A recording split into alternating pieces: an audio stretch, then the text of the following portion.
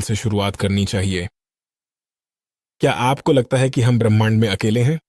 नहीं, हम अकेले नहीं हैं, क्योंकि आकाशगंगा में 100 अरब तारे हैं, जिनमें से शायद 10% के पास ऐसे ग्रह हैं जो पृथ्वी जैसे हैं या पृथ्वी के समान हैं।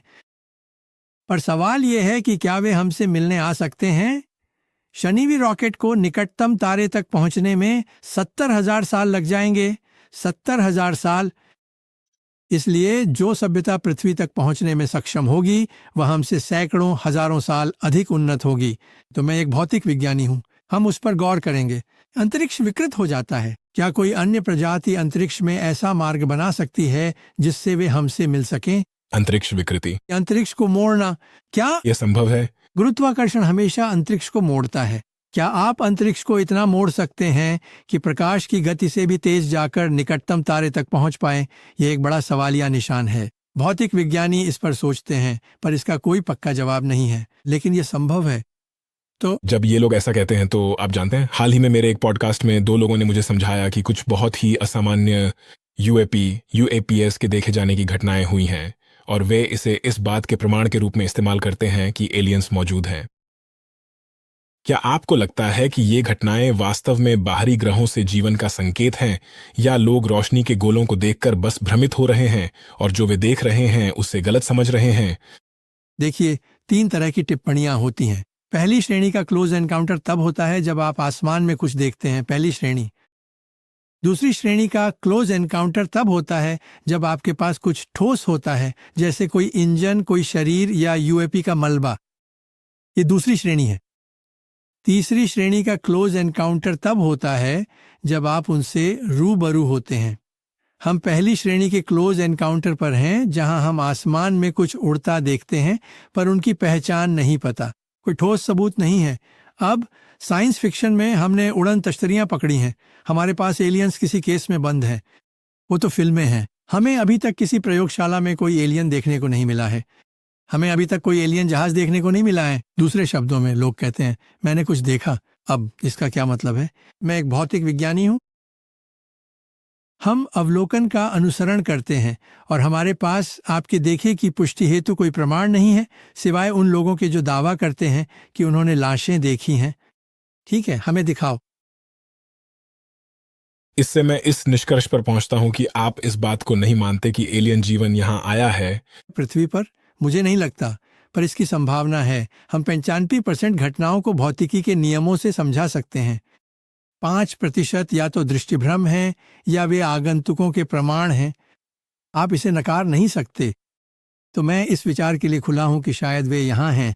अब राष्ट्रपति ट्रंप ने एक 160 की पहली बड़ी खेप जारी की है। हम सोचते हैं कि ये एलियन तकनीक के संपर्क हैं, लेकिन हमने अभी तक दूसरे प्रकार के निकट संपर्क को नहीं देखा है।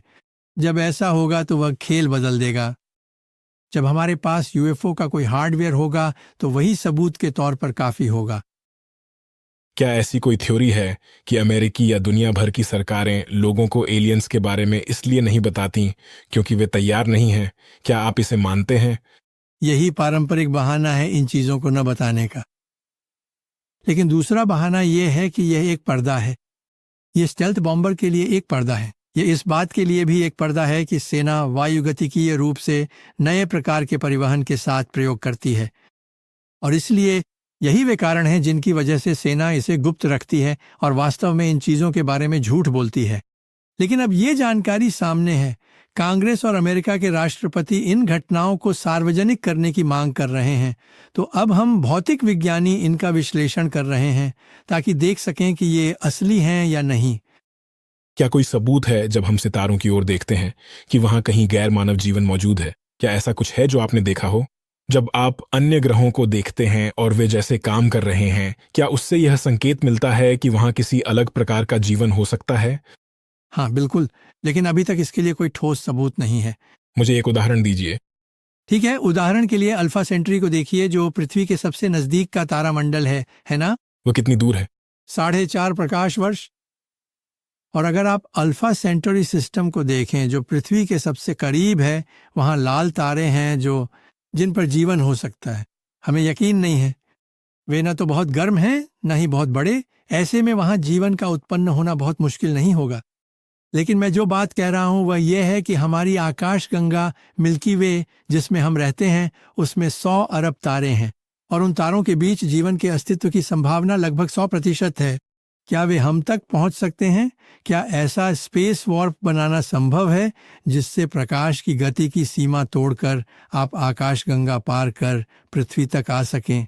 और क्या आपने कहा था कि यह सैद्धांतिक रूप से संभव है? सैद्धांतिक रूप से ये मुमकिन है, पर इसके लिए भारी ऊर्जा चाहिए। वैसे भौतिकी के नियम स्पेस वॉर्प्स की इजाजत देते हैं। आपने स्टार ट्रैक में स्पेस वॉर्प्स देखे होंगे, पर स्टार ट्रैक को ये शब्द कहाँ से मिला? ये भौतिकी से आया है। मैंने आपको यह भी कहते हुए सुना था, शायद जो रोगन के साथ, आप एक विशेष प्रकार के तारे की कहानी विस्तार से बता रहे थे जो अपनी तीव्रता में 20% तक कम हो जाता है। हाँ, एक तारा है जो दोलन करता है। इसका क्या मतलब है? तो ये लगभग 20% तक गिर जाता है, तो यह अपनी जगमगाती रोशनी आउटपुट 20% घटाता है। यह सही है। कितनी बार? आपको सदियों इंतजार नहीं करना होगा, यह कुछ महीनों या सालों में ही होता है। तारा जो बार बार अपनी रोशनी का आउटपुट 20% तक कम कर देता है। हाँ, जो बहुत असामान्य है। अब तक हमने ऐसा सिर्फ एक ही देखा है।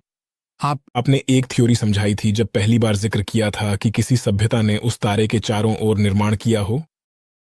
हाँ, ये कई थ्योरीज में से एक है कि इतनी उन्नत सभ्यता को जबरदस्त ऊर्जा की जरूरत होती है और ऊर्जा प्राप्त करने का सबसे आसान तरीका है कि माता तारे को एक आवरण से घेर लिया जाए और वह आवरण फिर अधिकांश ऊर्जा को अवशोषित कर लेता। असल में यह स्टार ट्रैक के एक एपिसोड में भी था। वे एक तारे से मिलते हैं जो पूरी तरह से